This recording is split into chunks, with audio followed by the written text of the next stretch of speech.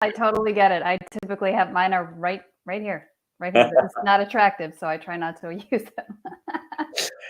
So, hello again, viewers. We've got the lovely Kim. Now, how do you pronounce this surname? It is like pinch with an M, so Kim Muench. Kim Muench. Mm-hmm. That's a lovely name, isn't it? It sounds really cute. Sounds really cute. The guy of 53 to say that sounds a bit nuts, but hey ho.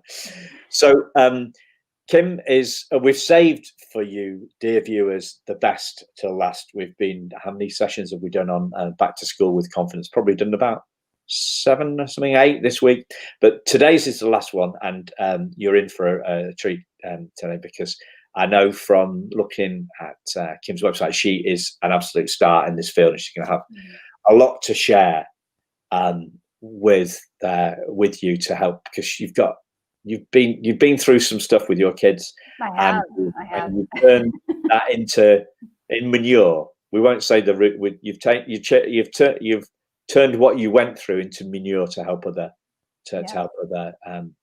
families. So that's great. A lady after my own heart. So please introduce yourself, Kim. Okay, like you said, my name is Kim Muench, and I am a Jai Institute for Parenting certified coach who specializes in working with moms, who I believe are the emotional barometer in their family, between the ages of with kids between the ages of 10 and mid-20s. Wow. I love working with all moms, but I just have this special niche and heart for women who are going through, and parents in general who are going through, the white knuckling sometimes feeling of raising an adolescent. So this is typically what I do. And as you mentioned, Simon, I got into this line of work because of my own parenting challenges. I have 5 kids who are now between the ages of 15 and 33. My oldest is just celebrated 10 years of sobriety, but that was my parenting wake-up call, and my really impactful event that caused me to look at parenting in general, the way that I was parented, the way that I was parenting my children, and want to help other parents proactively. So that's what I do. I speak on this. I coach parents one-on-one. I do small workshops locally. I live in Dallas, Texas area. So these are the things that I do and love to do. Yeah, great. That's fantastic. And big heart. We've had a whole load of people with big hearts, and that makes my heart sing, just that, people that want to help others. So the kids are going back to school. Does the media trying to stir up a real storm around this, making it even worse than it is? I think they're not really interested in good news. So we're trying to share a bit of good news and a bit of positivity around this. And so I asked Kim on to share what you'd love to share with parents to help them through the next the next few weeks as their kids go back to school. I think, first of all, as you mentioned, the media is definitely having an effect on us as parents. And I think what we need to do is keep some perspective. We are all going through this pandemic. My youngest 2 are 15 and 17, and both in high school at this point. And I think we need to keep some perspective on the fact that we're all navigating this together. But we also have to pay attention to our own family's needs. And I think one of the things that this whole pandemic or quarantine, whatever you want to call it, is offering us is a way to shake off the noise and pay attention to our own parenting intuition and the kids who are in front of us. I also think that this is giving us a great opportunity to, maybe academics isn't what 2020 is about. Maybe we release that a little bit, and what can we learn about life? What can we learn about, what life skills can we teach our kids? Resilience, being flexible, working on staying calm. These are all great opportunities for parents to share with kids. I think that the other thing is, I know that parents are very focused on behavior and checking all the boxes and getting the academics done, and they're stressing about that. Well, when they're doing that, first of all, it's not helpful. We all know that. Like, how's that working for you? It's not working really well, right?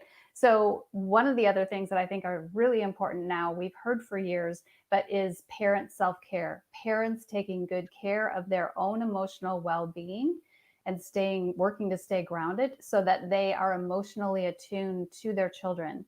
There's a lot going on for our kids trying to adjust to all of the changes they've had to make this year. And we are their guide. We are their calm in the storm. And so never has it been more important for parents to take good care of themselves by getting some exercise, by journaling, by, maybe really thinking about and making it a priority to remember what they're grateful for, just 2 things a day, whatever, get into a practice of that. And also asking your kids. So, because even in this really challenging time for our families, there are most definitely things that we can be grateful for. Yeah, yeah, yeah. Imagine, imagine if that was a headline on the Dallas Bugle, or the New York Post, or the Times of London, the Sunday Times. COVID, huge opportunity to connect with your child. It is. Huge opportunity to develop your family's resilience. That would, isn't it funny that would never that would never No, I mean, and if we did that kind of thing on a regular basis, if we shifted the way that we were sending the message and the types of stories that we were sharing with parents, because there's a lot of good things that are going on during this time. And if we shifted what we were being told and fed, I don't know I mean, I would love that opportunity to see what would happen. Yeah, yeah. So another thing that I want to talk about is that I think that parents get very upset. The initial frustration and anger when your child is misbehaving, I want to talk about shifting that from responding and reacting to really getting curious about what the behavior is about. Our children all of us operate from a desire to get one of 6 emotional needs met. And those emotional needs include acceptance, affection, appreciation, attention, autonomy, and connection. So we are always operating to try and get one of those basic emotional needs met.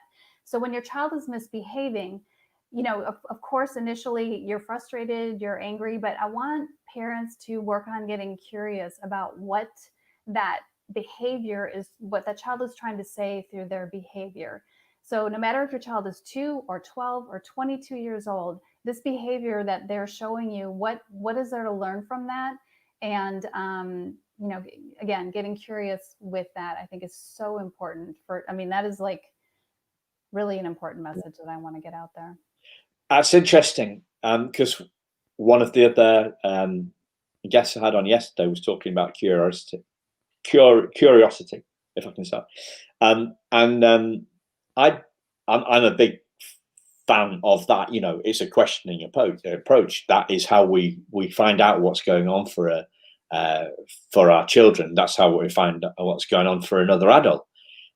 It's through questions, and the questions come from a place of curiosity. And we were talking yesterday about kind of upstream of the behaviors, and now you're talking about downstream, as in what is the goal of the behavior? What is the child seeking to achieve? What is the motivation? Yeah. What is the motivation? What is the intention? Yeah, sometimes our kids don't even know. That's the thing. Like they don't necessarily know. And so our job is to help them identify what they're feeling and help them work through that feeling. But parents have to be emotionally mature to begin with to be able to do that. And that's kind of what I mean in circling back for a second, just to go to self-care again, taking that time to, and I realize everyone's under different circumstances. You might be a single parent. It is difficult to find the time, but even 5 or 10 minutes, I don't mean, you have to take a lot of time. But for example, one of the things that I coach my parents on is taking time for meditation in the morning. 10 minutes, set an intention for your day, use an app on your phone. This is the way we start our day. It really makes a difference when we are intentional and we set aside the time for ourselves, even just a little bit. Yeah. So what about curiosity. Curiosity. Right. What about yeah, because so Americans can say curiosity, say something different, like it's a Q, not a C. I don't know. Curiosity um, and confidence, and getting curious about what's going on for your child and their trip back to going back to school. What what gems have you got to share on that? Well, let's say, maybe first of all, we have to understand that kids are not built to sit in front of a screen I mean, I know some of them do, no lie, I've got teenagers, but they're not necessarily built to be focusing, paying attention, and then regurgitating through a screen for hours at a time. So I think parents can, yes, this is the directive that your school is giving, that they have to meet this and this and this requirement, but parents have to take into mind their own child's ability to do that. And potentially, maybe you do the class and then shut it off and put the computer away and do a game of Simon Says. You can tell I'm old school because, or something, play tag. I don't know what it is, but to be able to like get those wiggles out, I think will help them then be able to come back and pay attention. Parents want to think that, oh my gosh, if I play like tag with my kid, like I'll never get him back in front of the screen or whatever it needs to be done. However, if you give this an opportunity and they know that they need to pay attention, but then they get to have fun and they get to run around and do something, and then they come back to it.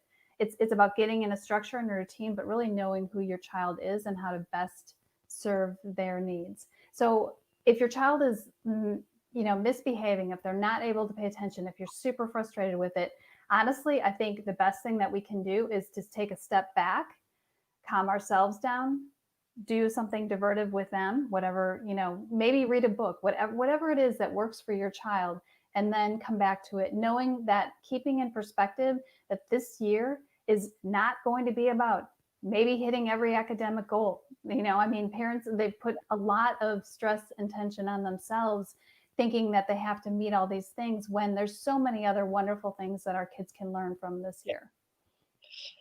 Yeah, it kind of that leads me into something that I have heard of. I don't know, about 10 years ago, it had a bigger effect on me in terms of the fact that not children's, but adults' emotional intelligence is something like 10 times more important than their IQ in their success in life. But we seem to have an education system, and it seems to be on both sides of the pond, and cultural preoccupation with the academics. So the academic part of growing up.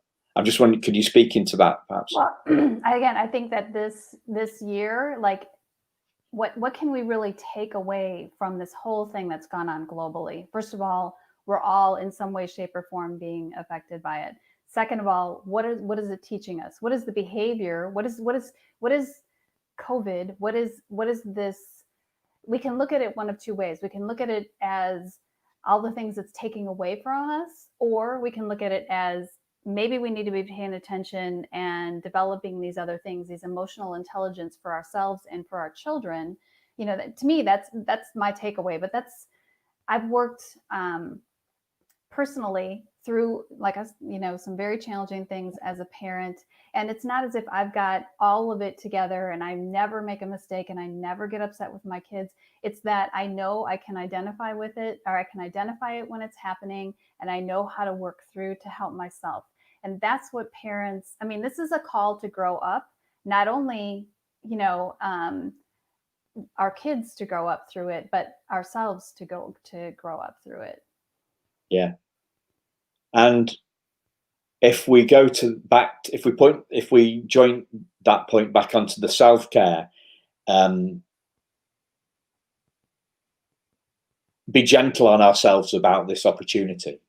Yes, absolutely. Give yourself grace. There's five things that I, as a parent, have kind of been my mantra, and that's faith, calm, courage, patience, and grace. So, having faith in yourself and in the situation, you're going to get through it. There's going to be some bumps, but that's where we build resilience, and that's where we teach our children the same skills, grit and resilience.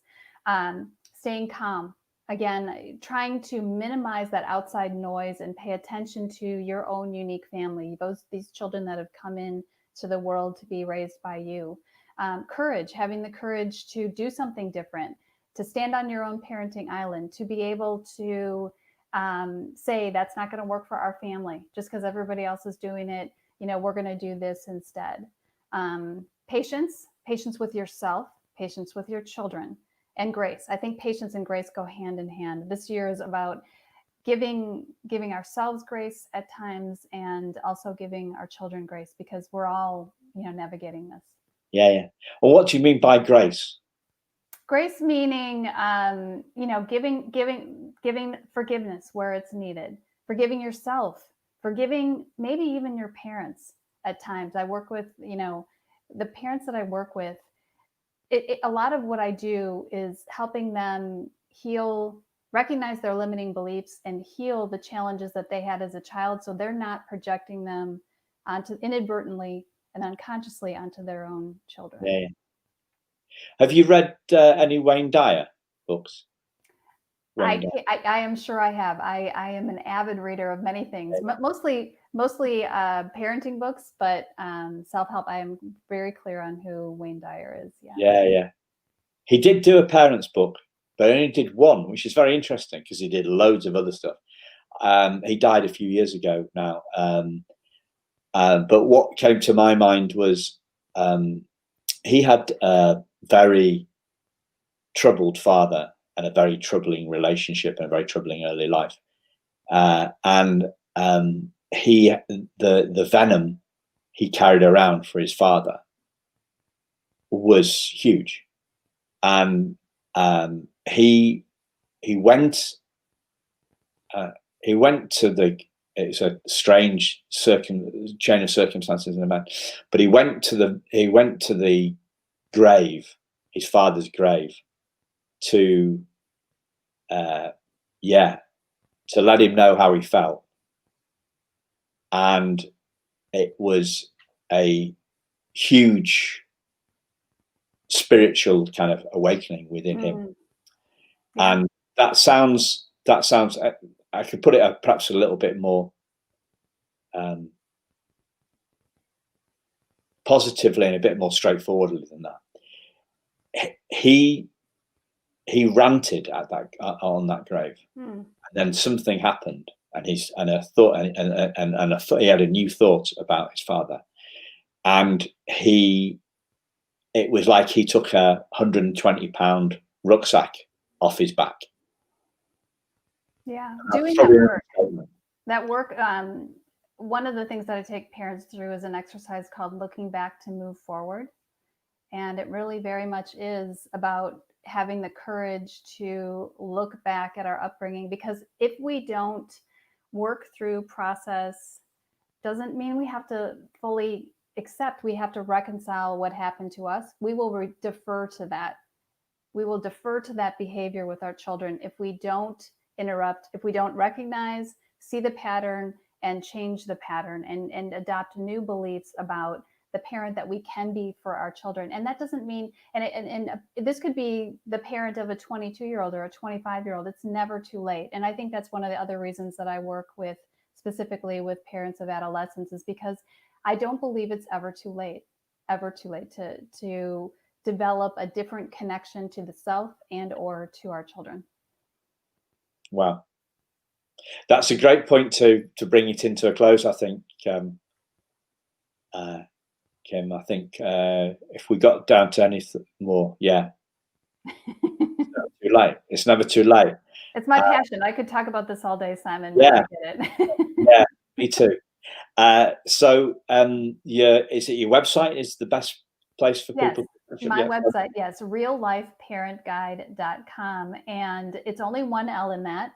So Real Life shares the L, parentguide.com. I have many interviews on there. I have a blog that I write occasionally, but I get a little bit too busy. I'm actually working on a second book at the moment, but that is also where you can register for a 20-minute free consultation. I love to talk with parents about their unique family situations and how I can serve them. Yeah. And just before we started, you talked about, we were talking about backgrounds and Zoom. One of the, just a tiny little aside for me, what I think a brilliant thing COVID has done is it's brought Zoom to the masses. People are happy to do quizzes on Zoom with their friends, and we, another bit of technology that we weren't aware of, or were a little bit afraid of, or just hadn't got around to doing, that it's brought that into the thing, and that makes the world a lot smaller place, Absolutely, it does. in North Yorkshire, you in Dallas. So. Yep. I can help people anywhere, and I'm so excited about doing that. Yeah, me too. Okay, that's great. Lovely to have you on, Kim. I hope we speak again soon. Take care. Thank you, Simon. I appreciate you. Bye-bye.